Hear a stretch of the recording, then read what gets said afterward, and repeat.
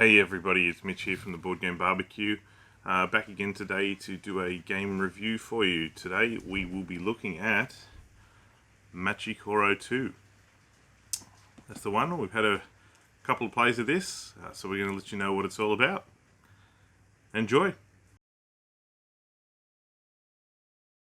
So the theme in Machi Koro2, you're a city builder, taking turns to build buildings into your tableau that will give you powers and ways to earn more income. With that income, you can then buy more buildings and eventually buy landmarks. 3 landmarks, and you win the game. The production value in this game is really good. You have very nice cartoon style art on the cards for all of the buildings. The iconography and the text on the cards is easy to read and easy to see. The dice you get in the game are extra large, chunky dice with a good weight to them so that they roll nice and easy. And the coins in the game as well are a plastic. There's 3 denominations. They're like a plastic token as opposed to the cardboard tokens usually seen in a lot of other games. So production value and art styles in the game are very good, and it's what you've come to expect from Pandasaurus games. The rulebook is very simple. It's only 7 pages long. It's well written and easy to understand, and there's graphic examples to show you how the game plays. So it's well done. Setup time, very short. You only have to shuffle the cards, deal out the market, and allocate players starting coins. All up, it took us about 2 minutes 30 seconds. Gameplay is each player starts the first phase of the game with 5 coins. And the first phase of the game is everyone taking turns to buy your starting buildings. So you each go around and spend your 5 coins, or as many as you choose to spend, up to a total of 3 buildings.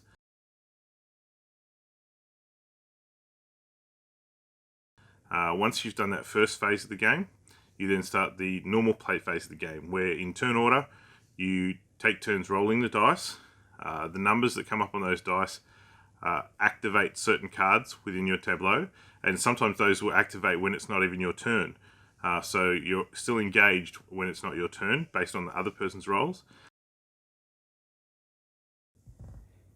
So blue cards can play on anyone's turn, and pay attention to the icon in the top left of the card there, because that will come into play with the combos. The green cards play on your turn only, and as you can see, some of them there will combo with other cards that have matching symbols.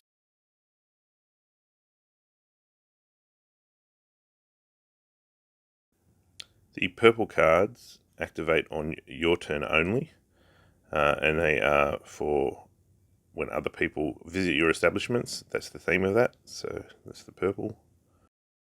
And then the red cards are on your opponent's turns. These are the ones that take money or get you money or cost you money to other players. They're usually restaurants and things like that. So people visit your restaurant and therefore they've got to pay you and that sort of stuff. And these are the landmarks, of which you get 3 and you win the game. You see the 3 different values based on how many landmarks you own. As you get more, they get more expensive. You perform those activations on those cards. Once that's all been done for all players at the table, then the active player again has the opportunity to buy more buildings and add them to their tableau, and then the play passes to the next person. The buildings in the market are drawn from 3 different decks, and they're essentially random. You're drawing the card off the top of the deck. So when one card is taken, another random card is taken from the top of the deck, and that becomes the new market. So the market in this game is always changing, and it's a somewhat of a race to when the good cards come out to see who's going to be there to buy those good cards. The play continues like that until the one player builds 3 landmarks, and that signifies the end of the game, and they are the winner. Whilst you're primarily focused on building your own tableau and building an income up to earn enough money to buy your landmarks, there are cards that will have you interact with other players at the table. For example, restaurants may require that you either take money from another player, or they may require another player to take money from you.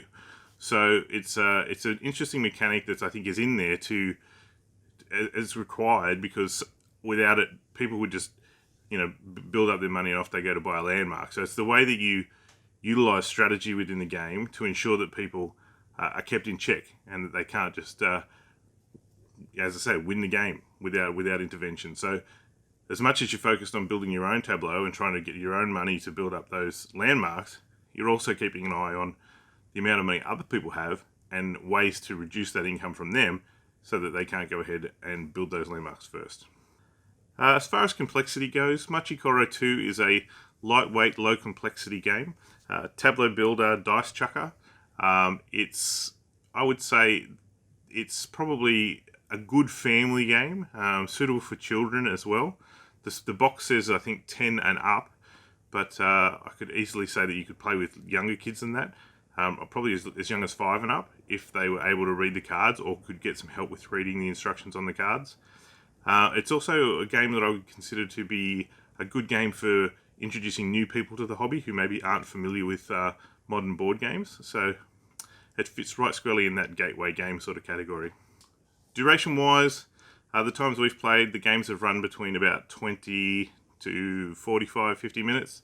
So the 45 minutes that they state on the box is a pretty good representation of where this game is going to play.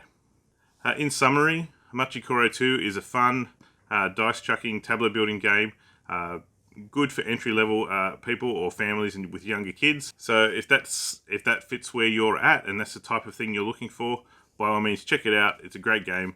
Machi Koro2 by Pandasaurus Games. So that's all I've got for you today. So thanks for watching.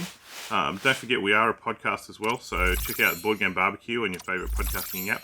And here's hoping your next game is a sizzling one.